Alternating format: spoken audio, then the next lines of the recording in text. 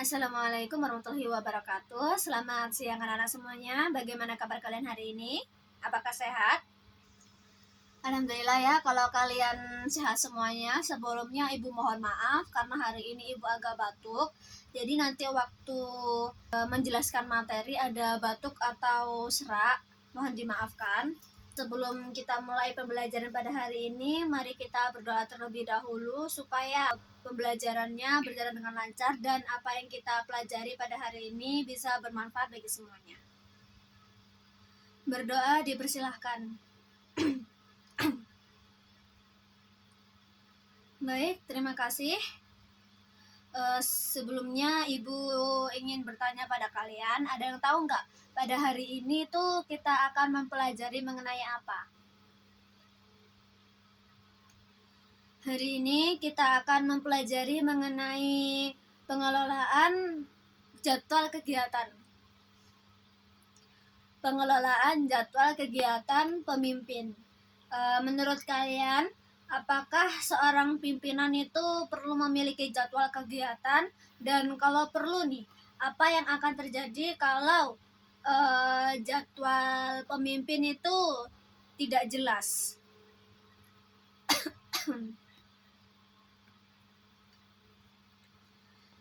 Apabila seorang pemimpin itu tidak memiliki jadwal yang jelas, maka sudah dipastikan aktivitas yang dilakukan cenderung itu tidak terarah dan berpotensi menimbulkan bentrokan antar kegiatan.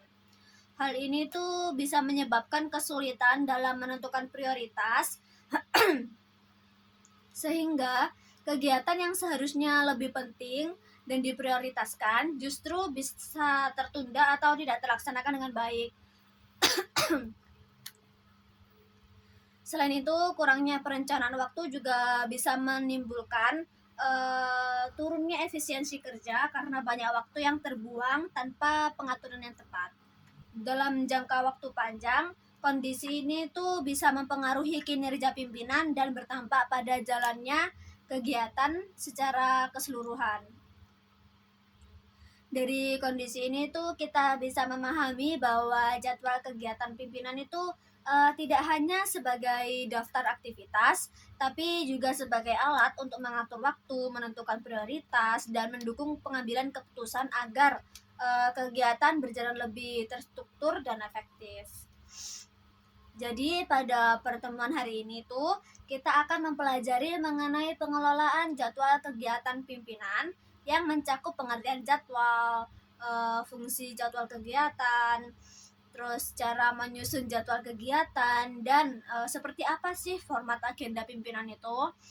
Setelah pembelajaran ini, Ibu harap kalian bisa memahami konsep tersebut secara lebih mendalam serta mampu melihat penerapannya dalam dunia kerja nantinya. Baik, mari kita mulai dari pengertian terlebih dahulu. Jadwal kegiatan pimpinan adalah susunan rencana aktivitas yang akan dilakukan oleh pimpinan dalam jangka waktu tertentu, yang disusun secara sistematis dan memuat informasi seperti waktu pelaksanaan, urutan kegiatan, tempat, dan serta pihak mana saja yang akan terlibat nantinya. Jadwal ini tuh tidak hanya berfungsi sebagai daftar, tapi juga sebagai alat untuk mengatur dan mengendalikan penggunaan waktu agar semua aktivitasnya itu bisa berjalan secara efektif. Di dalam prakteknya, jadwal itu menjadi dasar bagi pimpinan untuk menentukan langkah kerja yang terarah dan tidak bersifat spontan. Oleh karena itu, jadwal pimpinan itu memiliki peran yang sangat penting dalam mendukung kelancaran aktivitas organisasi secara keseluruhan. Kalau kita pahami lebih dalam lagi, jadwal ini tuh berkaitan langsung dengan konsep manajemen waktu, yaitu bagaimana seseorang mampu memanfaatkan waktu yang terbatas untuk menyelesaikan berbagai tugas. Dalam hal ini, pimpinan dihadapkan pada banyak kegiatan yang harus diselesaikan dalam satu waktu yang sama atau bahkan berdekatan. Sehingga diperlukan pengaturan waktu yang tepat supaya kegiatan-kegiatan itu tuh tidak bertabrakan. Jadwal kegiatan ini tuh bisa membantu mengurangi ketidakteraturan dalam bekerja karena semua kegiatan itu sudah direncanakan sebelumnya. Selain itu, jadwal juga membantu menciptakan keteraturan dalam pelaksanaan tugas sehingga tidak terjadi tumpang tindih antar kegiatan. Sekarang Ibu tanya, menurut kalian, apa yang akan terjadi apabila seorang pemimpin itu tidak memiliki jadwal kegiatan yang jelas?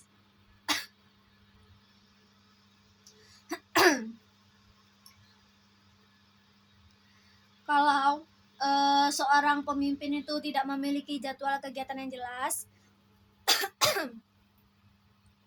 maka kegiatan yang dilakukan itu cenderung tidak terarah dan berpotensi menimbulkan kebingungan dalam pelaksanaan tugasnya.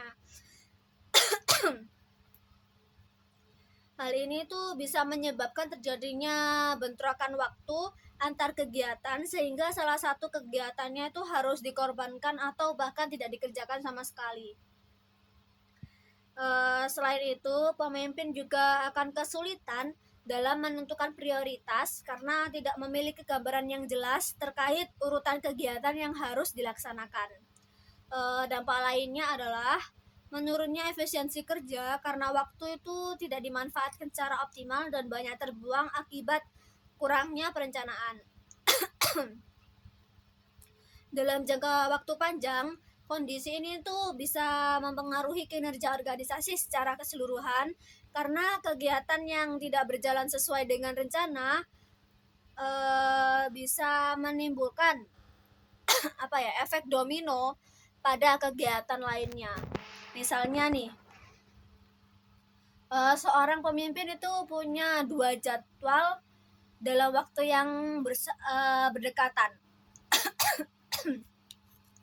yaitu rapat internal dan pertemuan dengan klien.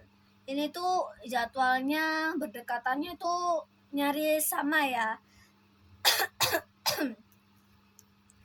Tanpa jadwal yang terstruktur dan sudah ditentukan sebelumnya, pemimpin itu mungkin akan mengambil keputusan secara mendadak dan tidak mempertimbangkan dampak dari masing-masing kegiatan.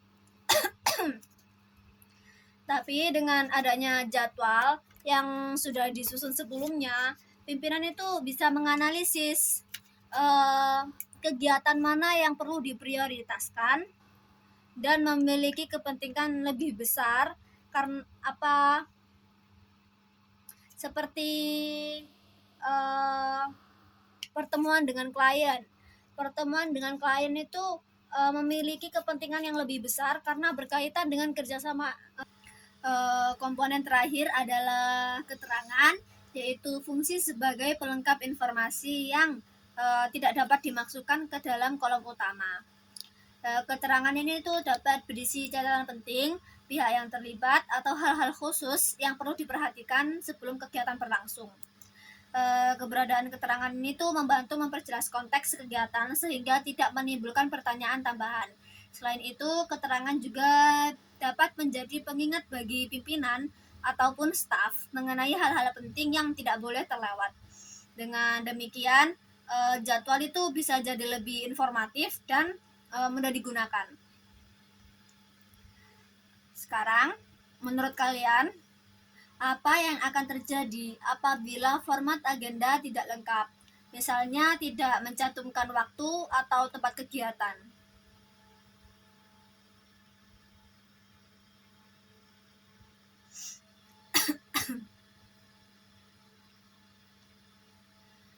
Apabila format agenda tidak lengkap, maka informasi yang disampaikan itu jadi tidak valid sehingga menimbulkan kebingungan dalam pelaksanaan kegiatan.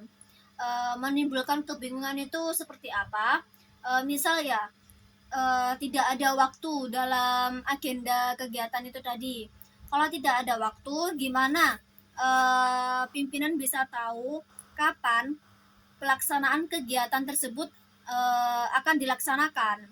Kalau tempat yang tidak ada dalam agenda, bagaimana pimpinan tahu di mana kegiatan tersebut akan dilaksanakan? Jadi dalam membuat agenda kita tuh harus lengkap ya, mulai dari komponen pertama hingga komponen terakhir itu harus lengkap supaya agenda yang dibuat itu jelas dan pimpinan juga tidak bertanya-tanya lagi ini tuh harus di mana, kapan, dan apa aja kegiatannya. Selanjutnya kita lihat dari sisi penerapan ya. Misal nih, seorang sekretaris menyusun agenda pimpinan dalam bentuk tabel dengan kolom, tanggal, waktu, kegiatan, tempat dan keterangan secara lengkap dan sistematis. Pada hari tertentu tercantum kegiatan rapat dengan klien pukul 10 di ruang meeting lantai 2. Dengan keterangan membawa dokumen kerjasama yang harus dipersiapkan sebelumnya. Ketika jadwal tersebut digunakan, pimpinan dan staf dapat langsung memahami kegiatan yang akan dilakukan tanpa perlu bertanya kembali karena semua informasi yang diperlukan itu tuh sudah tersedia di dalam agenda tersebut. Dan apabila terjadi perubahan seperti rapat diundur menjadi pukul 11, maka sekretaris itu hanya perlu memperbarui bagian waktu tanpa mengubah keseluruhan dari struktur jadwalnya. Jadi format agenda pimpinan itu bagian penting dalam pengelolaan jadwal karena menentukan kejelasan informasi, kemudahan penggunaan, serta kelancaran kegiatan. Dari sini, dari penjelasan yang sudah Ibu sampaikan sebelumnya, apakah dari anak-anak ada yang ingin ditanyakan?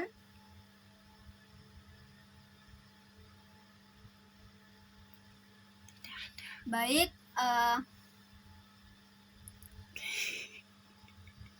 baik, apabila sudah tidak ada pertanyaan lagi yang ingin ditanyakan, Ibu akan menutup kelas hari ini.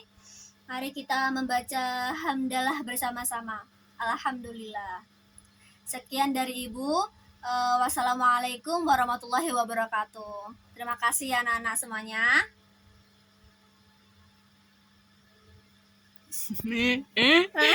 Eksternal. Sehingga kegiatan tersebut itu bisa diprioritaskan, sementara rapat internal masih bisa dijadwalkan ulang. Selanjutnya kita akan membahas fungsi dari jadwal kegiatan pimpinan. Kalian ada yang tahu nggak? Fungsi jadwal kegiatan itu ada berapa aja?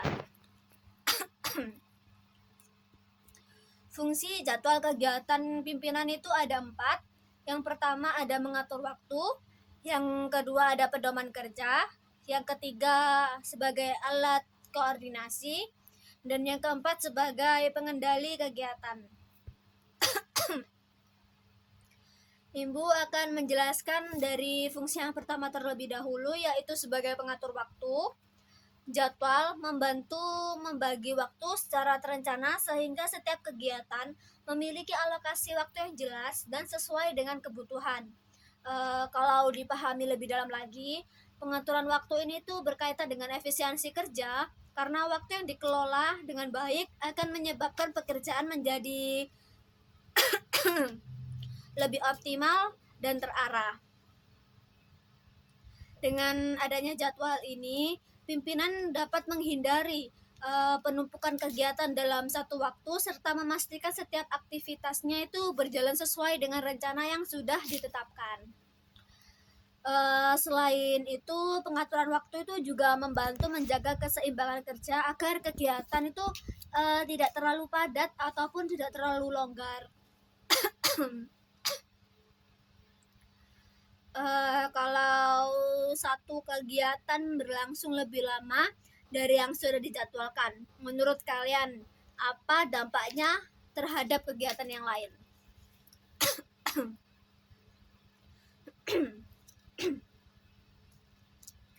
Apabila satu kegiatan berlangsung lebih lama dari yang direncanakan, maka kegiatan berikutnya itu sudah dipastikan akan mengalami keterlambatan dan berpotensi mengganggu keseluruhan rangkaian jadwal dalam satu hari.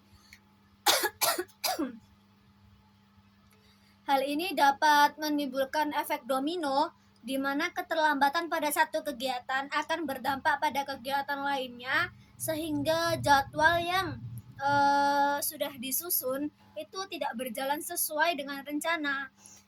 Selain itu, pihak-pihak yang terlibat dalam kegiatan berikutnya itu bisa merasa dirugikan karena harus menunggu atau mengatur ulang jadwal mereka.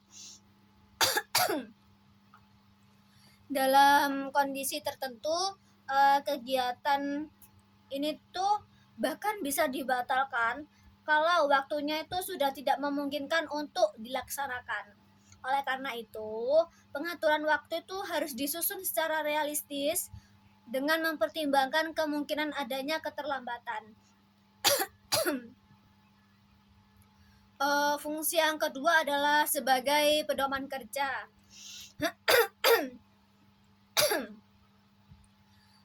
Jadwal menjadi acuan bagi staf administrasi dari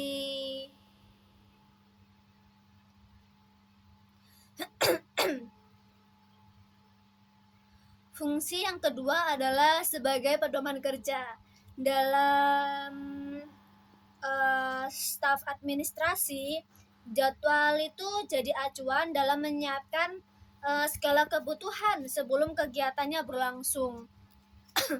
Kalau dilihat dari sisi konsep, pedoman kerja ini tuh berkaitan dengan kesiapan kerja, di mana setiap kegiatannya itu harus sudah dipersiapkan sebelum dilaksanakan dan bukan saat kegiatannya sedang berlangsung. Dengan adanya jadwal ini tuh, staf itu bisa mengetahui apa aja yang harus disiapkan, kapan harus disiapkan, dan bagaimana urutan pekerjaannya. Hal ini tuh bisa membantu mengurangi kesalahan dalam persiapan serta meningkatkan efisiensi karena semuanya sudah disiapkan dan direncanakan sebelumnya.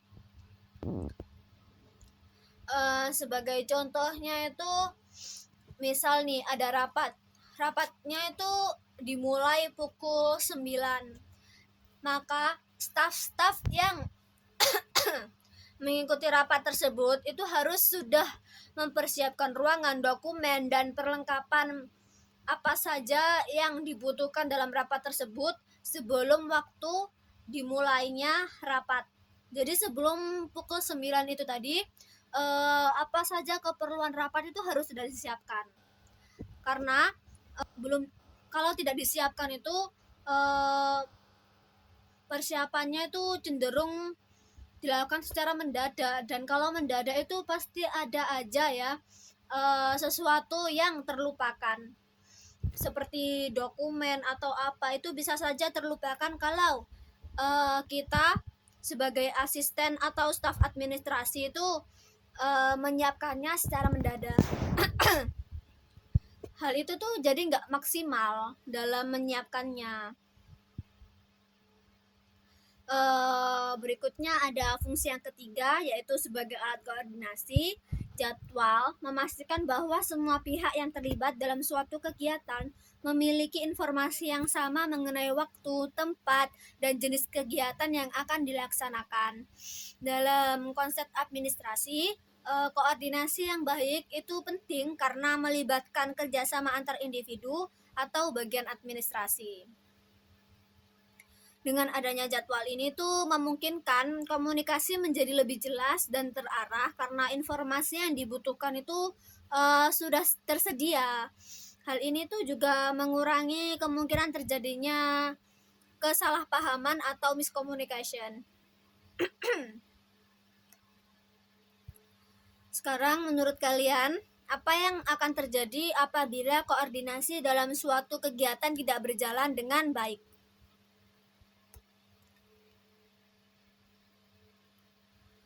Apabila koordinasi tidak berjalan dengan baik, maka pelaksanaan kegiatannya itu bisa mengalami berbagai kendala seperti keterlambatan, ketidaksiapan, atau bahkan ketidakhadiran pihak yang seharusnya terlibat.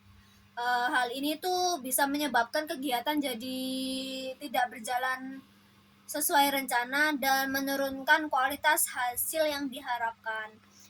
Selain itu, kurangnya koordinasi juga dapat menimbulkan kebingungan di antara anggota tim karena informasi yang diterima tidak jelas dan tidak sama. Dampak lainnya adalah meningkatnya resiko kesalahan komunikasi yang dapat merugikan organisasi secara keseluruhan.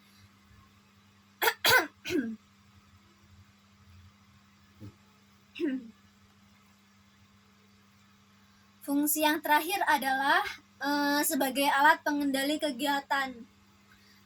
Jadwal itu digunakan untuk memantau kegiatan, apakah kegiatan yang sudah direncanakan itu berjalan sesuai dengan pelaksanaannya. Apabila dipahami lebih dalam lagi, fungsi pengendalian ini tuh berkaitan dengan evaluasi, yaitu membandingkan antara rencana yang sudah dibuat dengan hasil yang dicapai. Dengan adanya jadwal ini tuh kita bisa tahu kegiatan mana sih yang sudah terlaksana, kegiatan mana yang tertunda, atau bahkan kegiatan mana yang belum dilaksanakan sama sekali. Informasi ini tuh penting ya, sebagai dasar untuk melakukan perbaikan di masa yang akan datang.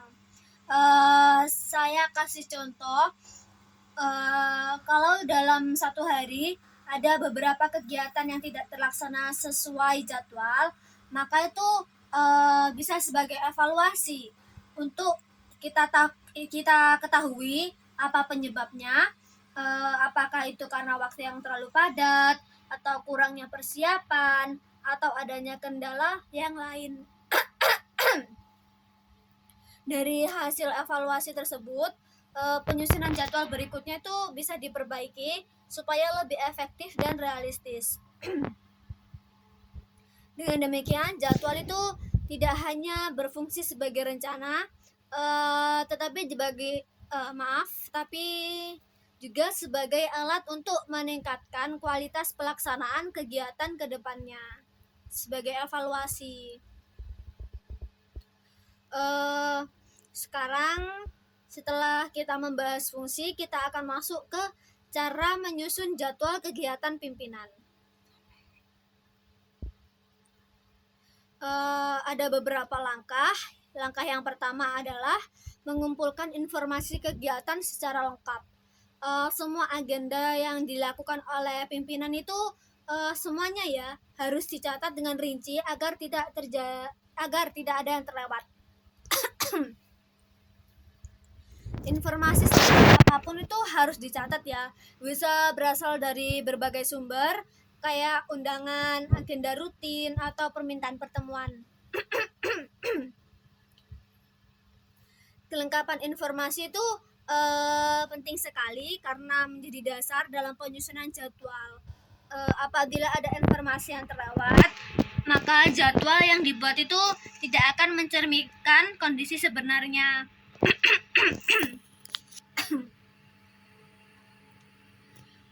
Menurut kalian nih, mana yang lebih gawat? Jadwal yang kosong atau jadwal yang tidak lengkap? Kalau dari Ibu, jadwal yang tidak lengkap. Kenapa jadwal yang tidak lengkap? Karena jadwal yang tidak lengkap itu dari luar itu kelihatannya kayak udah tersusun rapi, kayak jadwalnya itu sudah masuk semuanya ya, kegiatannya apa aja. Tapi sebenarnya itu kalau kita telisik lebih teliti lagi, lebih dalam lagi, itu pasti ada aja kegiatan yang belum tercantum. Jadi walaupun kita udah susun, kita sudah merasa menyusun semua kegiatan dengan sistematis, rapi, dan memastikan semua jadwalnya itu sudah tercantum, tapi sebenarnya itu ada kegiatan yang terlewat. Hal ini tuh bisa menyebabkan kegiatan penting terlewat dan tidak terlaksanakan sesuai rencana. Selain itu tuh jadwal yang tidak lengkap itu juga bisa menimbulkan kesalahan dalam pengambilan keputusan karena informasi yang digunakan tidak sepenuhnya akurat.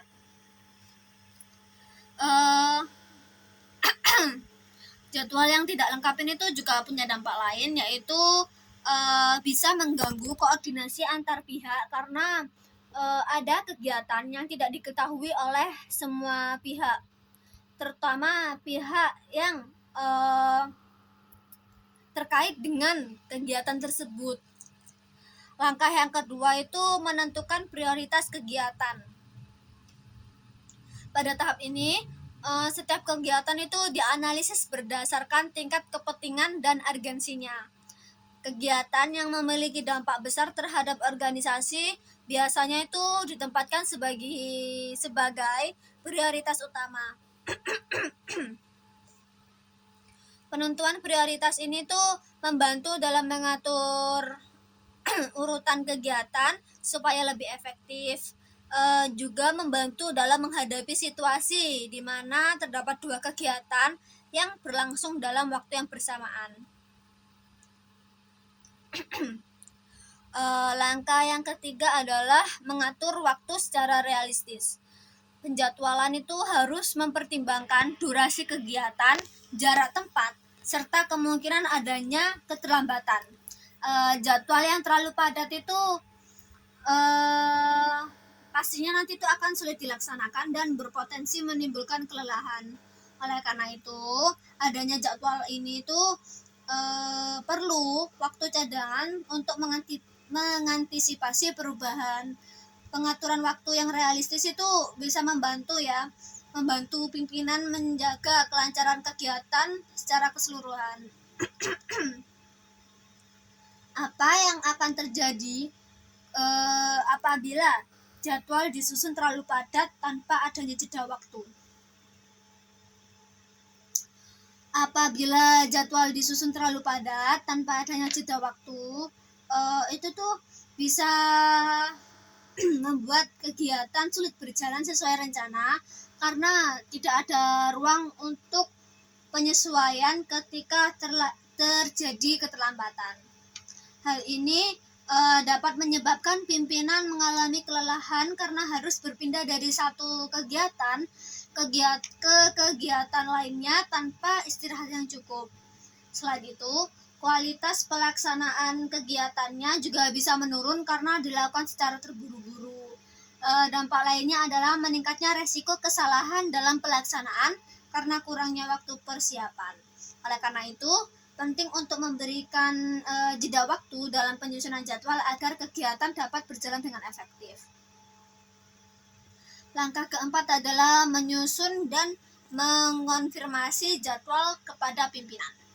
Hal ini bertujuan untuk memastikan bahwa jadwal yang telah dibuat itu sesuai dengan kebutuhan dan kondisi pimpinan.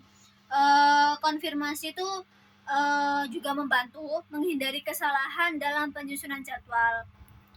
Setelah itu, jadwal itu juga pastinya perlu dievaluasi dan disesuaikan lagi apabila ada perubahan. Pokoknya jadwal itu harus fleksibel ya, karena tidak semua jadwal itu sama. Pasti ada aja ya yang berubah. Nah, sekarang kita masuk ke pembahasan terakhir, yaitu format agenda pimpinan. Format agenda itu bentuk penyajian jadwal kegiatan pimpinan yang disusun secara sistematis supaya pimpinan itu bisa membaca, memahami, dan menggunakan format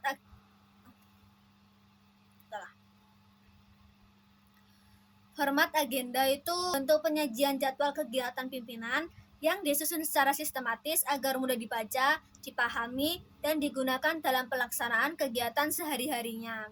Format ini tuh biasanya disajikan dalam bentuk tabel karena mampu menampilkan informasi secara terstruktur serta memudahkan dalam melihat hubungan antar kegiatan dalam satu waktu.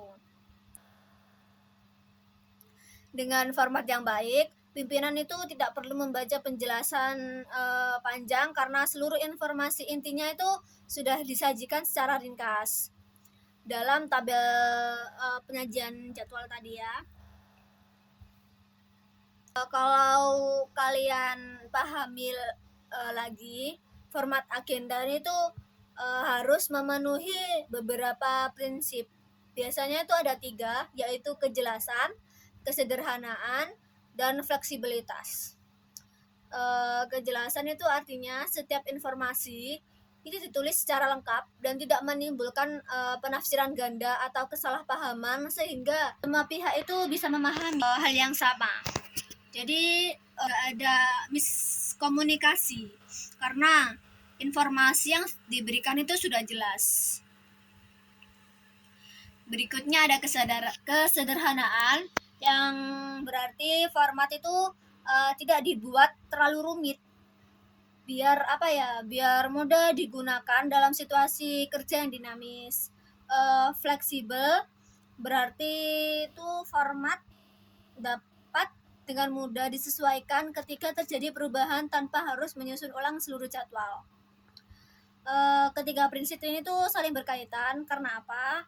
Karena kita itu perlu menentukan apakah jadwal benar-benar dapat digunakan secara efektif atau itu nantinya itu akan menyulitkan pengguna. Jadi kita tuh harus tahu. Sekarang kita akan membahas komponen dalam format agenda sekaligus memahami fungsi dan alasan pentingnya. Komponen yang pertama ada tanggal. Tanggal itu berfungsi untuk menunjukkan kapan kegiatan akan dilaksanakan dan menjadi dasar pengelompokan agenda. Penulisan tanggal itu harus jelas ya dan konsisten karena kesalahan dalam penulisan tanggal itu bisa menyebabkan kegiatan tertukar dengan hari yang lain. Selain itu, tanggal itu juga membantu dalam perencanaan jangka pendek ataupun jangka panjang karena memudahkan dalam melihat distribusi kegiatan. Tanpa tanggal yang jelas, jadwal itu bisa kehilangan konteks waktu sehingga sulit digunakan secara tepat. Komponen yang kedua adalah waktu yang menunjukkan jam mulai dan selesai kegiatan. Waktu itu punya peran penting dalam menjaga ketepatan pelaksana kegiatan karena berkaitan langsung dengan kedisiplinan. Penulisan waktu yang tidak jelas itu bisa menyebabkan keterlambatan dan ketidaksesuaian. Penulisan waktu yang tidak jelas itu bisa menyebabkan keterlambatan atau ketidaksesuaian dalam pelaksanaan kegiatan. Contohnya itu seperti yang sudah Ibu jelaskan sebelumnya, itu tuh bisa mengganggu jadwal kegiatan berikutnya ya. Semisal kalau kita itu terlambat selesai dalam satu kegiatan. Selain itu kita tuh juga perlu mengatur waktu dengan memberikan jeda antar kegiatan supaya tidak terlalu padat atau ada kelonggaran dikit lah dan tetap realistis untuk dilaksanakan. Dengan pengaturan waktu ini tuh rangkaian kegiatan itu bisa berjalan lebih terstruktur lagi. Komponen yang ketiga adalah kegiatan, yaitu penjelasan mengenai aktivitas yang dilakukan oleh pimpinan. Penulisan kegiatan itu harus spesifik ya, agar tidak menimbulkan kesalahpahaman, sama seperti komponen yang pertama tadi. Karena istilah yang terlalu umum itu bisa membuat maksud kegiatan jadi tidak jelas. Penulisan yang rinci ini tuh bisa membantu setiap pihak memahami tujuan kegiatan tanpa perlu menjelaskan penjelasan tambahan. Hal ini tuh juga bisa membantu dalam persiapan karena jenis kegiatan itu menentukan apa saja yang harus disiapkan. Jadi setiap kegiatan kan beda-beda ya kegiatan itu. Nah, satu kegiatan itu persiapannya tuh pasti nggak sama ya sama kegiatan lainnya. Ada perbedaannya pastinya. Terus komponen yang keempat itu ada tempat. Tempat ini tuh menunjukkan lokasi kegiatan berlangsung. Informasi tempat harus ditulis secara lengkap dan jelas agar tidak terjadi kesalahan lokasi. Kesalahan dalam penulisan tempat itu bisa menyebabkan keterlambatan bahkan kegagalan dalam mengikuti kegiatan. Karena apa?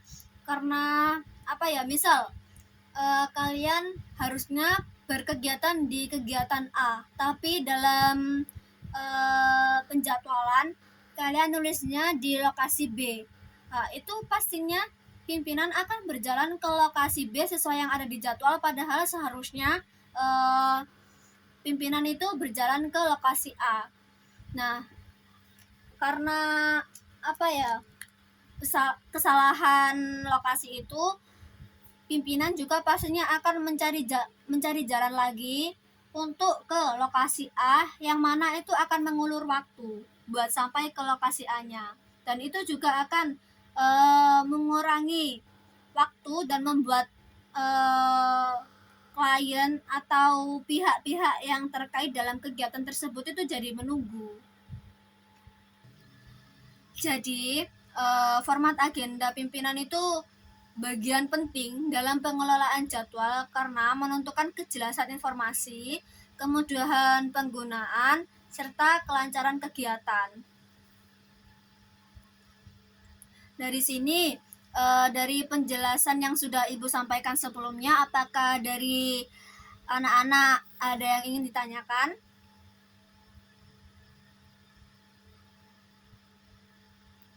Baik, apabila sudah tidak ada pertanyaan lagi yang ingin ditanyakan, Ibu akan menutup kelas hari ini. Mari kita membaca hamdalah bersama-sama. Alhamdulillah. Sekian dari Ibu. Wassalamualaikum warahmatullahi wabarakatuh. Terima kasih anak-anak semuanya.